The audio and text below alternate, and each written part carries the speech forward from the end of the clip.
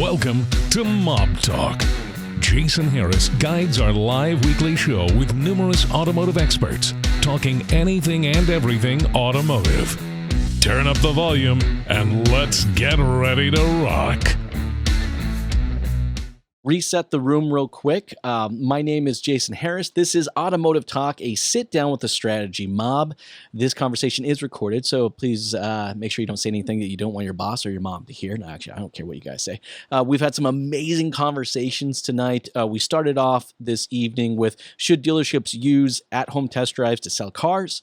Then we moved over to branding versus marketing, what's more important in 2021 and why. You don't all have to jump in at one time. It's okay.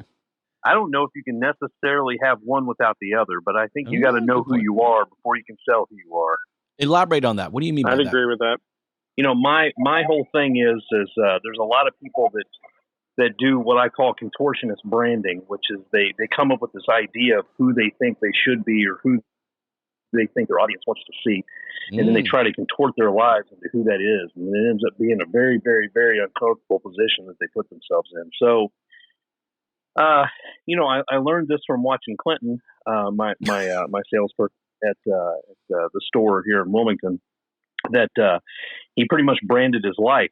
So instead of saying, I'm going to make this brand and then try to twist myself into that brand, I started branding his life, and then it made it so much easier to live that brand because that's who you actually are. I think it makes people comfortable. I mean, obviously, the first thing that everybody needs to understand is everybody has a brand, whether you know it or not. Your friends see you as something. The people you work with see you as something. And that's generally who you are. That's what they see, and that's what your brand is. So that's kind of okay to embrace that because it's not going to be for everybody. Not everybody should accept your brand. And then once you kind of get who you are, understand who you are, build that branding around your life, then it becomes easy to market that to the community that accepts you.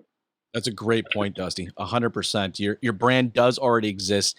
It exists in the customers and the people that you're already connected to. Well said. Yeah, branding is what people think about you, right? It's not you don't brand. I mean, how they perceive you. And I mean, I'm the biggest dork in the world, right? I mean, you got all these spots out, and I got to make sure that when people come in, they're treated like with a fun environment. And good thing my GM is on board with that, because if everyone was so serious, then I mean, we put out these spots, and if it doesn't relate, I mean, they're gonna see right through that. Dude, that's so true, Brian. Like your video spots and your social efforts are just fun. And I would assume coming into your dealership that it's going to be a fun place to do business. And you're so right. If that's not the case, boy, my level of disappointment will just be huge. Yeah. When you think about this, and I was having this conversation, a while back with some friends, and if you go out there and let's say you brand a call to action on your website as your red carpet buying experience, what would you expect when you get to that dealership? Like, first thing would be a red carpet, right? Yeah. Well, what if you don't have that red carpet? Like, what if you call it a red carpet buying experience and you get to the dealership and there's no red carpet? You're going to be like, am I at the right dealership? And to Brian's point, what he's talking about, when he brands the experience, you can think about this. You've got two types of brands. You got a professional brand and you got a personality brand. I like to just separate it into those two things. And a professional brand is kind of a careerist thing. It's how easy you can make a process versus how fun you can make the experience. And so a personality brand would make an experience fun. It's about relationships. It's about quirks. It's about a niche. Particularly a professional brand is about, you focus on the process, you focus on accomplishments, things that can make a process easy. The buying experience should be easy. That's the type of stuff that you talk about. And so if you say, okay, us as a dealership, we're going to have a whole lot of fun, we're going to be full of nothing but dad jokes and frivolity, some people aren't going to buy it. And you know what? That's fine. You don't need those people. You're not looking for those people. That's not your community. That's not your target audience. Are you going to miss some car deals because they don't want to have goofiness? Sure. But you know what? You're going to have a whole lot of car deals with people that really want that. So just find that niche, stick with it, and brand to it, and then market to it. So real quick, Dusty, would you say that in 2021, branding's more important than marketing? I don't think you can have one without the other. I don't think you can have marketing without a brand. I mean, if you're just marketing, like, okay, so for instance, I watch a lot of YouTube, and we've all seen these pre-roll videos of somebody just slapped together some cars, and they say, you know what, I want to choose this car, this car, this car. And I was just watching it. Some of my competitors in my area, they're like, I guess they know that I work at a Chrysler store, or I'm interested in Chrysler store. I'm constantly looking up Chrysler stuff. But you know, and so the pre-roll is like, check out this new model. Look at these great prices. And there's nothing that would turn me on or make me look up from what kind of silliness my kids are doing to watch that screen and see what they're talking about. Nothing's going to catch my attention. Now, is it going to be somebody who's going to be watching that and it's going to catch their attention? Sure. But that marketing's not for me. So if you're going to have a brand that says, hey, we're going to have fun, then your pre-roll or all your videos or everything that you do around your branding should be all about your branding. Good point. Because that community that is formed around you, and your community doesn't have to be where you're at. It could be who you choose it to be. So, like, for instance, I'm a huge Reds fan. So there's a lot of Reds fans, obviously, in the area. There's a lot of Chili fans. There's a lot of these other groups of people, single moms. Gosh, you name it. We could build communities around that niche group, and then you market directly to those niche groups, and your branding should speak to those people. You know, you have to have comfortability, approachability. You know, people actually want to talk to you. You don't want to be such a big deal that people go, well, I don't want to bother him. He's too busy, you know, and have a fan base. You know, like I said, authenticity, reachable. You know, if you're going to say you're going to be easy to contact, make yourself easy to contact. What you actually look like, you know, what your appearance is, you know, what type of shirt, colors, all that stuff should ring true in your marketing and who you are as a brand, because it all should fit. It should all look the same across. You know, your digital self should match your analog self. Authentic is definitely key. Go ahead, Jeff. I guess the question now begs, you know, and I'm sure it's been asked in numerous terms before, but, you know, we're talking about branding, we're talking about marketing, which I agree completely with Dusty. I think they go hand in hand.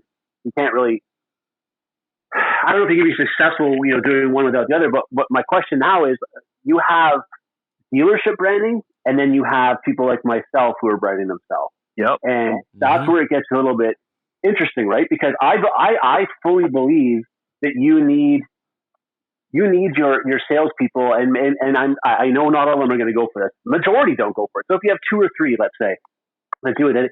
They need to show their individuality with their branding, and then you need to have your dealership branding. And I know there needs to be some cohesiveness between there, but you don't have to necessarily niche down from the dealership brand. That's going to be more widespread. Then you have your salespeople who are going to reach out, and like maybe I'm into hockey, so I'm going to reach the hockey people. And there could be a female there that's into, I don't know, you know, whatever she's into. There's another guy there that's into hunting. And I think that, you know, that's where you're going to capitalize on the branding of those individuals, provided that you have somebody in the dealership who's holding the web together and watching how this is going. Not restricting them, right? You don't want to restrict the personalities, but you want to make sure that you're at least that they're not deviating and going outside of what the dealership holds to be important, of course, obviously. Right, absolutely. And you know, I mean, to your point, and to stick right with this, I hire and I like to look at folks based on who they are as a core value and what their presence looks like online. And if they're the type of people that fit in well with our core values of the dealership, then whatever their particular brand is fine. You know, I've got a football and basketball coach that writes his own rap songs. I've got a family man that has like 4 kids, and that's what he talks about. And then I've got, you know, the honest car guy that you know, did some time in prison and loves talking about what he did and how he changed his life. And all of those folks, it's very authentic, but it fits in line with the core values of the dealership. Mm-hmm. I think it's important to say this is what we as a dealership believe in, And then it's up to the salespeople to then find who their target audience is and then speak to that target audience at a level that establishes really strong connections. I don't know, through either shared experiences or struggles or passions, heritage, upbringing, doesn't matter where you're from. All of that stuff should speak to that core audience. So the dealership has a brand that, hey, this is whatever that brand is, whatever those core values are. This is what our core values are. This is what our mission statement is. And then the salespeople that you hire, and notice I say that you hire because you have to hire based on that type of stuff, in my opinion, should fit in well with what those core values are. So there should be no disconnect, even though you're doing niche marketing or community. I like to call it community marketing because it's an easy way to have conversational commerce when you do that community marketing.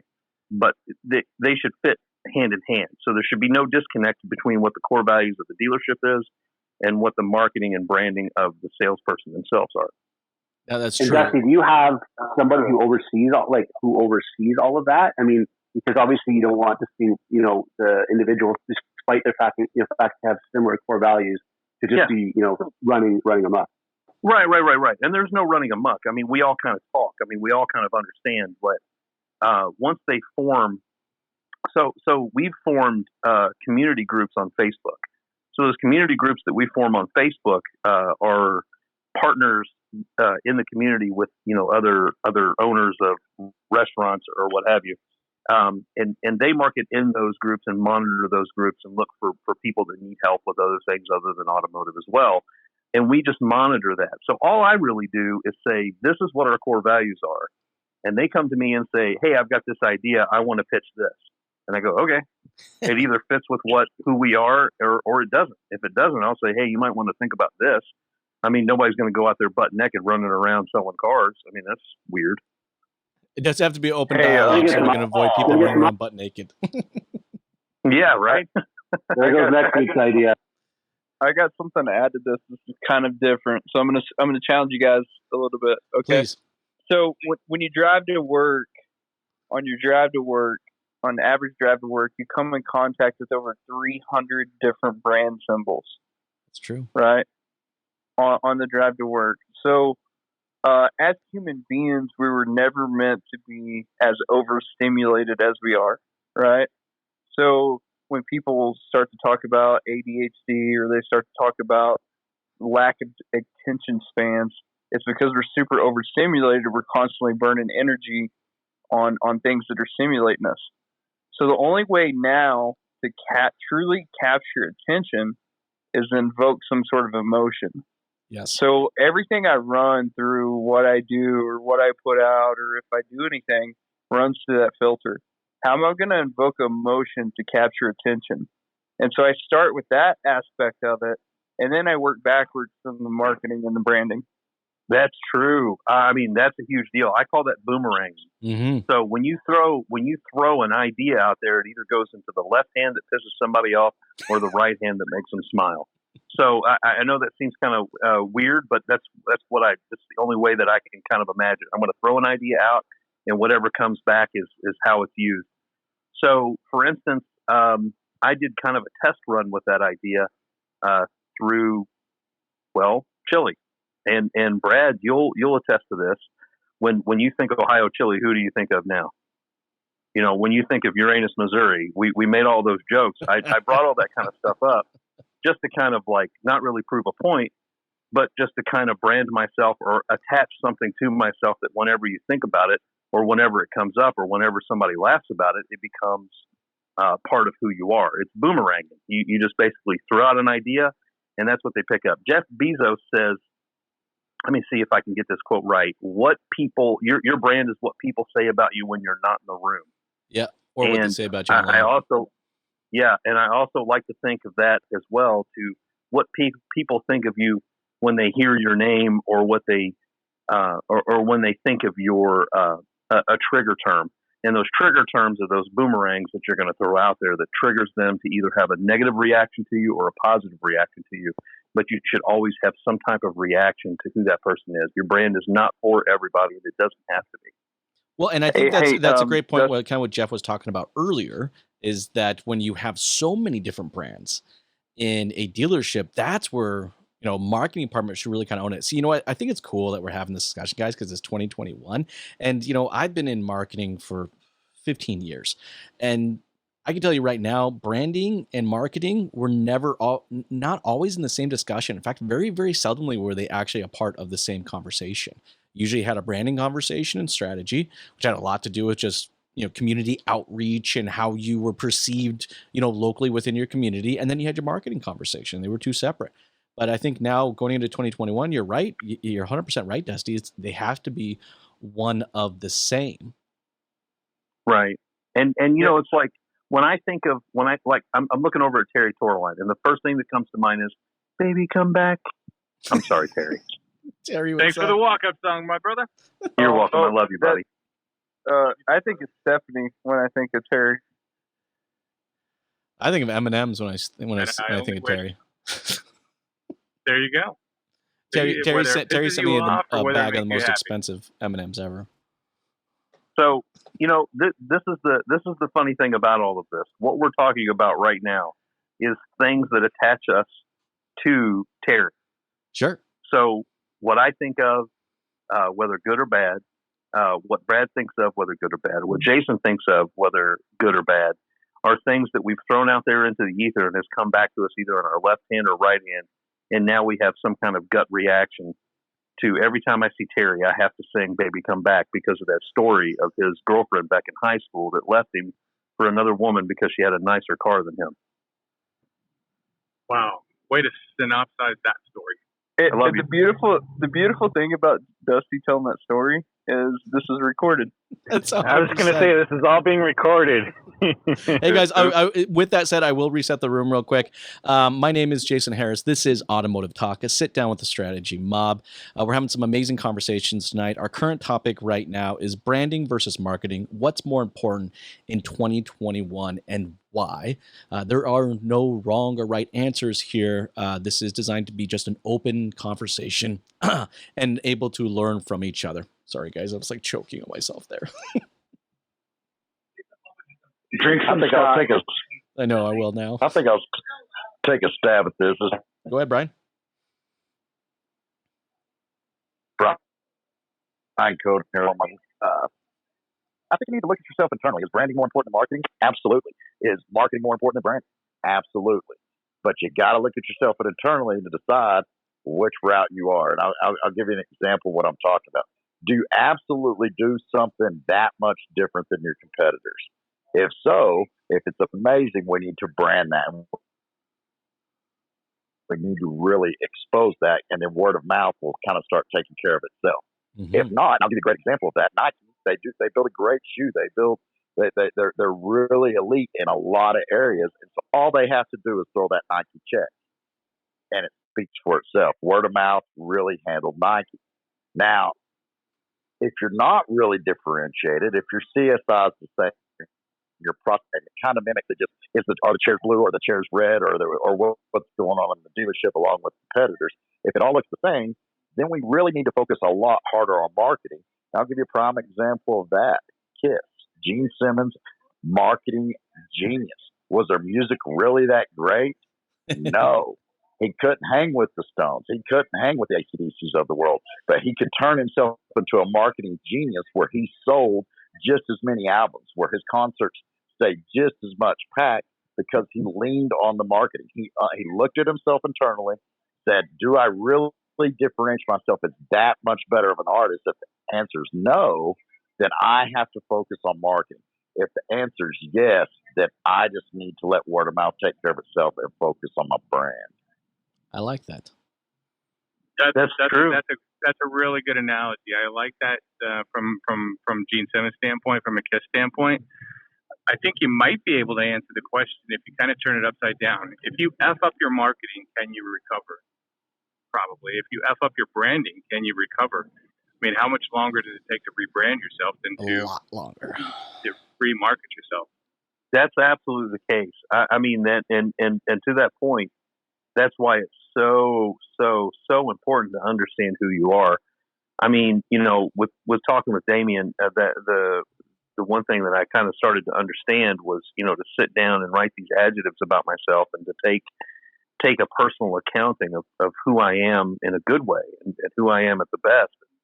That's something that really, stuck with me and struck with me. And I sat down with my salespeople and said, you can write why buys about a car, safety, handling, performance, yada, yada, yada. Same thing about the dealership, how long it's been here, how long it's going to be here. But it's so much harder for a salesperson to sit down and write a why buy because they don't think of themselves in that term. And I think it's super important for them to sit down and do that. And to Brian's point, what he was saying, there's unique experiences. There are things that you can actually come up with that can make your brand step apart from somebody else's. For sure. Even with another person in the dealership that's just as good as you. And I think that's what's cool about branding. And to that point, it's so hard to rebrand yourself because you have to completely reinvent yourself. And why in the world would you ever want to do that? It's right back to that what I was talking about earlier, which is contortionist branding. That's so hard to I'm going to be like this, and then I'm going to try to make myself fit into it. I mean, you'll end up getting an ulcer and a bad back. Well said, Dusty. I just want to jump in quickly. Hey, Allie, and how I are love this topic. Good. How are you guys? Very good. Something that I read and it always stuck with me was brands create value and marketing is just an expense. I like that. So it's something that I read in an article and it stuck with me like forever.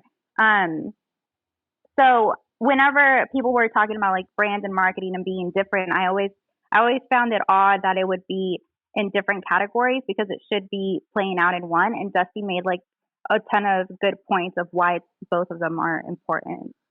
So I just wanted to chime in. That's awesome. I like that one. I'm actually writing that one down because that's a really good one. Thanks, Allie. That's going on my whiteboard. That's an awesome. I don't like to say. Don't know where you lifted it from. You don't have to give them credit, but that's an awesome piece. Hey guys, we got a few new listeners, so I'm just going to quickly reset the room. We got another 10 more minutes on this topic, and then we got a couple more really exciting topics to discuss tonight. But my name is Jason Harris. This is Automotive Talk, a sit down with the strategy mob. Thank you guys for taking the time to join us. We do this every Wednesday night, 8 p.m.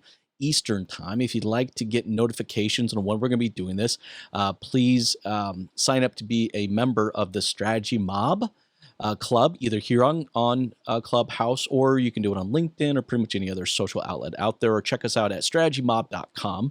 Currently, right now, we are discussing branding versus marketing. What's more important in 2021 and why? Hey, Jason, I just want to chime in real quick. Yeah. Obviously they go hand in hand, and you got to have both. And in terms of what we do, I mean, like I said before, we actually took the marketing out of our branding spot, but we do have marketing spots as well. The 17999 or whatever, Sure. things like that. But we have built our brand enough to the point where people aren't looking for the specials on those. They're looking for the story. But like I said, we still put, and I think it was Dusty talking about the YouTube stuff, and most of our YouTube stuff is our branding spots, whether it's the 30-second, and then we even cut them down. So, obviously they're shorter, but then we also, like I said, we maintain balance because our marketing spots kind of follow the same themes, so to speak, in terms of what our branding is doing. That's actually a really good point, Brian. And that's actually a common strategy that we currently execute even with a lot of our clients, is that the lead marketing is the branding piece. And then based on the people that connect with that branding piece, those are the people that we're marketing to when it comes to like a vehicle specific offer. So no, that's a really good point. Yeah, that's true. That's you can basically come up with your avatar marketing is what some folks call it. And like you say, you want to market to this individual, whether it's like we said earlier, like single moms or retirees that are looking to start traveling more. then you can market directly to those people, and you should have somebody within the dealership that can speak directly to those. Mm-hmm. Conversational commerce is built off of a shared experience or a knowing or somebody that somebody else feels comfortable with, because you already have a built-in conversation. That was one of my superpowers, is because, I was in the military. I traveled the world. I had a lot of different experiences in my life. And so I was able to kind of, lean in with folks with different types of experiences. And I found that when I marketed to different types of people, I already had a built-in conversation about something. Somebody saw something that we talked about online. They would come in and go, "Oh, hey, you're Dusty. You're the one that said this and this and this online." I was like, "Oh, yeah." And then we start talking about it and where the idea come from. And next thing you know, we're talking about their trade-in. So that's the whole idea behind the idea of conversational commerce, is to start that conversation where the customer is at with some type of marketing that speaks directly to it. Those of us that go to church that have sit in front of a pastor, have heard a pastor's sermon and been like, that guy's talking exactly, he's talking right to me. It's the same concept. Hey, Jason, sorry, guys. I just don't mean to interrupt, but I want to thank you so much for hosting the room. Jason, I got to fly. Hey, man, it's been awesome conversation. Yeah, awesome conversation tonight. I hope the rest goes the way that the first half did. And so thanks again for hosting the room, and I hope everybody has a great night. Thanks, Jeff. Have a See good you, one, Jeff. bud. Thanks, buddy. Hey, Jeff. Well, guys, we have a few more minutes before we wrap up our discussion around branding versus marketing and what's more important in 2021. Is there anything has anybody been listening? They're like, I got to throw something in. Is there anything that anybody would like to add to this topic before we change it up? Yeah, I want to make a quick comment. I look at branding as a way how you identify yourself. Basically associating yourself with your marketing. So, like in my instance, when I was on the showroom floor, I noticed and know that people like to purchase from whom they like or trust. So I focus on my brand as if, hey, any customer that I interacted with, I wanted to make sure that when they thought vehicle or transportation, they knew they needed to ride with D. And that was basically my branding for myself. It was riding with D. And so marketing is always essential because, of course, the dealers and the business is going to pay for that. But branding is more so how you're going to associate yourself with your marketing for your client. So it's just basically being a symbol. That's a great point, Dee. Thanks for chiming in there. Thanks for tuning in to Mob Talk. Feel free to like, follow, comment, or get a hold of me with any ideas for new content on future shows. Be sure to check out more amazing automotive content from our Strategy Mob captains and crew at strategymob.com.